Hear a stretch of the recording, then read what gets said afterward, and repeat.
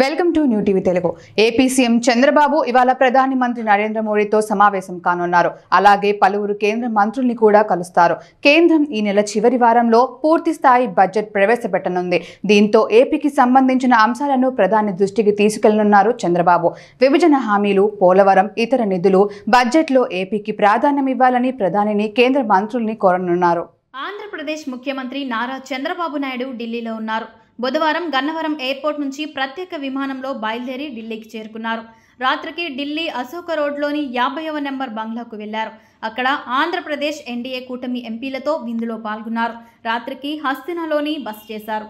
ఇవాళ షెడ్యూల్లో భాగంగా ప్రధాని మంత్రి నరేంద్ర మోడీతో పాటు పలువురు కేంద్ర మంత్రులతో చంద్రబాబు సమావేశ కానున్నట్లు తెలుస్తోంది.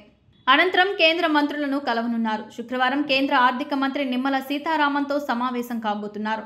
ఢిల్లీ పర్యటనలో ప్రధానంగా రాష్ట్రానికి సంబంధించిన సమస్యలపై ప్రధాని మోదీ సంబంధిత శాఖల దగ్గర ప్రస్తావిస్తారు.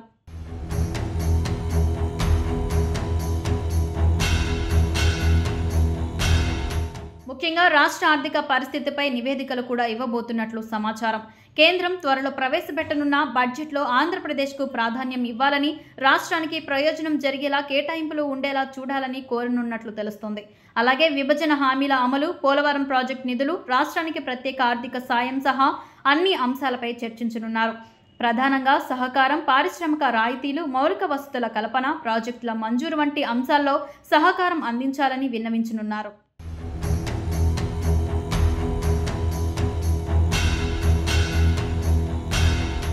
మరోవైపు తెలంగాణ ముఖ్యమంత్రి రేవంత్ రెడ్డి కూడా ఢిల్లీలోనే ఉన్నారు. ఆయన కూడా ప్రధాని నరేంద్ర మోదీతో భేటీ అవుతారనే వార్తలు వినిపిస్తున్నాయి. అలాగే ఆయన కేంద్ర మంత్రుల్ని కలవనున్నారు. తెలంగాణకు సంబంధించిన ప్రధాన అంశాలపై ప్రధాని ఇతర మంత్రులతో చర్చించనున్నారు. విభజనకు సంబంధించిన అంశాలను కేంద్ర బడ్జెట్లో తెలంగాణకు కూడా కేటాయింపులు ఉండేలా చూడాలని కోరే అవకాశం కనిపిస్తోంది.